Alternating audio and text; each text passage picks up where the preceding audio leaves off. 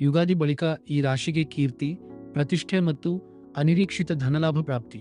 ಹಿಂದೂ ಪಂಚಾಂಗದ ಪ್ರಕಾರ 2026ರ ಯುಗಾದಿ ಹಬ್ಬವನ್ನು ಮಾರ್ಚ್ 19, 2026 ಗುರುವಾರದಂದು ಆಚರಿಸಲಾಗುತ್ತದೆ. ಇದನ್ನು ಹಿಂದೂಗಳ ಪಾಲಿನ ಹೊಸ ವರ್ಷವಾಗಿ ಆಚರಿಸಲಾಗುತ್ತದೆ. ಈ ವರ್ಷ 12 ರಾಶಿಗಳ ಪೈಕಿ ಕೆಲವು ರಾಶಿಗಳಿಗೆ ಸಾಕಷ್ಟು ಶುಭ ಫಲಗಳು ಒದಗಿ ಬರಲಿದೆ. ಅದರಲ್ಲೂ ಧನುಸ್ಸು ರಾಶಿಯವರಿಗೆ ಸಾಕಷ್ಟು ಶುಭ ಫಲಗಳು ದೊರೆಯಲಿವೆ ಎಂದು ಖ್ಯಾತ ಜ್ಯೋತಿಷಿ ಮತ್ತು ವಾಸ್ತುಶಾಸ್ತ್ರಜ್ಞರಾದ ಬಸವರಾಜ ಗುರೂಜಿಯವರು ಭವಿಷ್ಯ ನುಡಿದಿದ್ದಾರೆ.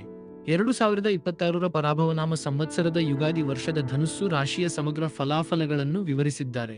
ಮೂಲ, ಪೂರ್ವಾಷಾಢ ಮತ್ತು ಉತ್ತರಾಷಾಢ ನಕ್ಷತ್ರದವರು ಈ ರಾಶಿಗೆ ಸೇರುತ್ತಾರೆ.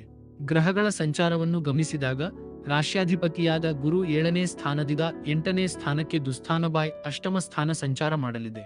ಶನಿ ಗ್ರಹವು 4ನೇ ಮನೆಯಲ್ಲಿಯೇ ಸಂಚಾರ ಮಾಡಲಿದ್ದು ಇದನ್ನು ಅರ್ಧಾಷ್ಟಮ ಎಂದು ಪರಿಗಣಿಸಲಾಗುತ್ತದೆ. ರಾಹು ಗ್ರಹ 3ನೇ ಮನೆಯಿಂದ 2ನೇ ಮನೆಗೆ ಸಾಗಲಿದ್ದು ಕೇತು 9ನೇ ಮನೆಯಿಂದ 8ನೇ ಮನೆಗೆ ಚಲಿಸಲಿದೆ.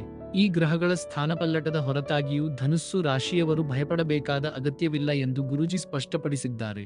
2026ರಲ್ಲಿ ಧನುಸ್ಸು ರಾಶಿಯವರಿಗೆ ಆದಾಯ 14 ಪಟ್ಟು ಹೆಚ್ಚಿದ್ದು ಖರ್ಚು ಕಡಿಮೆ ಇರಲಿದೆ. ಒಟ್ಟಾರೆ ಆರ್ಥಿಕ ಪ್ರಗತಿಯು ಉತ್ತಮವಾಗಿರಲಿದೆ. ಆರೋಗ್ಯದ ವಿಚಾರದಲ್ಲಿ ಯಾವುದೇ ಗಂಭೀರ ಸಮಸ್ಯೆಗಳಿಲ್ಲದಿದ್ದರೂ ಸಣ್ಣಪುಟ್ಟ ಆರೋಗ್ಯ ಸಮಸ್ಯೆಗಳಿಗೆ ಆಸ್ಪತ್ರೆಗೆ ಹೋಗುವುದಕ್ಕಿಂತ ವ್ಯಾಯಾಮ ಮತ್ತು ಆಯುರ್ವೇದವನ್ನು ಅವಲಂಬಿಸುವುದು ಉತ್ತಮ ಎಂದು ಸಲಹೆ ನೀಡಲಾಗಿದೆ. ಸುಖ ದುಃಖಗಳ ಅನುಪಾತವು 8 ಸುಖಗಳು ಮತ್ತು 3 ದುಃಖಗಳನ್ನು ಸೂಚಿಸುತ್ತದೆ. ಸಂಬಂಧಗಳ ವಿಷಯದಲ್ಲಿ ಹೆಚ್ಚಿನ ಎಚ್ಚರಿಕೆ ಅಗತ್ಯ. ಗಂಡ ಹೆಂಡತಿ, ತಂದೆ ಮಕ್ಕಳು, ಸ್ನೇಹಿತರು ಮತ್ತು ಪಾಲುದಾರಿಕೆ ಸಂಬಂಧಗಳಲ್ಲಿ ಸಡಿಲಿಕೆ ಕಂಡುಬರುವ ಸಾಧ್ಯತೆ ಇದೆ. ಆದಾಗ್ಯೂ ಈ ವರ್ಷ ಕೀರ್ತಿ ಮತ್ತು ಪ್ರತಿಷ್ಠೆಗಳಿಗೆ ಭಾಜನರಾಗಲಿದ್ದು ಆಕಸ್ಮಿಕ ಧನಯೋಗ ಪ್ರಾಪ್ತಿಯಾಗಲಿದೆ. ವ್ಯಾಪಾರ ವ್ಯವಹಾರಗಳು ಚೆನ್ನಾಗಿ ನಡೆಯಲಿವೆ. ಪ್ರಯಾಣಗಳು ಲಾಭದಾಯಕವಾಗಿದ್ದು ಮಕ್ಕಳಿಂದ ಶುಭ ಸುದ್ದಿ ನಿರೀಕ್ಷಿಸಬಹುದು.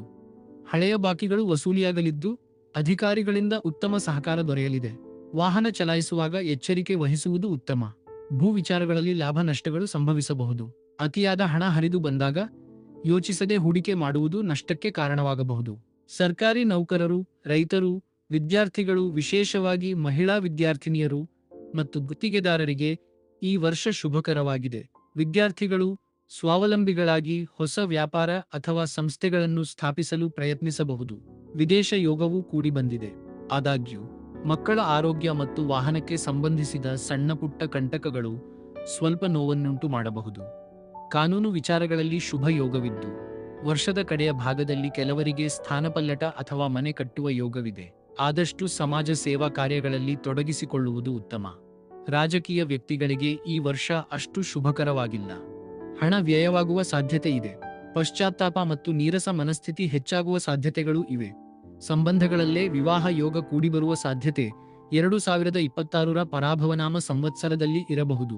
ಅನುಮಾನಗಳಿಗೆ ಆಸ್ಪದ ನೀಡದೆ ಬೇರೆಯವರ ಬಗ್ಗೆ ಅತಿಯಾದ ಚರ್ಚೆಗಳಿಂದ ದೂರವಿರಿ. ವರ್ಷದ ಕೊನೆಯ ಭಾಗದಲ್ಲಿ ಬೇಕಾದವರ ಅಗಲಿಕೆ ನೋವನ್ನುಂಟು ಮಾಡಬಹುದು. ಒಟ್ಟಾರೆಯಾಗಿ ಧನುಸ್ಸು ರಾಶಿಯವರಿಗೆ 65ರಷ್ಟು ಶುಭ ಫಲಗಳು ದೊರೆಯಲಿವೆ. ಗುರುವಾರ ಮತ್ತು ಭಾನುವಾರ ಪ್ರಮುಖ ನಿರ್ಧಾರಗಳನ್ನು ತೆಗೆದುಕೊಳ್ಳಲು ಸೂಕ್ತ ದಿನಗಳಾಗಿವೆ. ಗುಲಾಬಿ ಮತ್ತು ಗೋಧಿ ಬಣ್ಣಗಳನ್ನು ಹೆಚ್ಚಾಗಿ ಬಳಸುವುದು ಉತ್ತಮ. ಅದೃಷ್ಟ ಸಂಖ್ಯೆಗಳು 5 ಮತ್ತು 4 ಆಗಿವೆ. ಪರಿಹಾರಗಳಿಗಾಗಿ ಗಣೇಶನ ಆರಾಧನೆ, ಸಂಕಷ್ಟ ಚತುರ್ಥಿಯಂದು ಪ್ರಸಾದ ಅರ್ಪಣೆ, ಪ್ರತಿದಿನ ಓಂ ಗಂ ಗಣಪತಯೇ ನಮಃ ಮಂತ್ರ ಜಪಿಸುವುದು ಉತ್ತಮ. ದೇವಸ್ಥಾನಗಳಲ್ಲಿ ಅಥವಾ ಭಿಕ್ಷುಕರಿಗೆ ದಾನ ಮಾಡುವುದು ಸಹ ಶುಭಕರ. ಸಂಧ್ಯಾಕಾಲದಲ್ಲಿ ಅಥವಾ ಗುರುವಾರದ ಸಂಧ್ಯಾಕಾಲದಲ್ಲಿ ವಿಷ್ಣು ಸಹಸ್ರನಾಮ ಜಪಿಸುವುದರಿಂದ ಹೆಚ್ಚಿನ ಶುಭ ಫಲಗಳು ದೊರೆಯಲಿವೆ ಎಂದು ಗುರೂಜಿ ಸಲಹೆ ನೀಡಿದ್ದಾರೆ.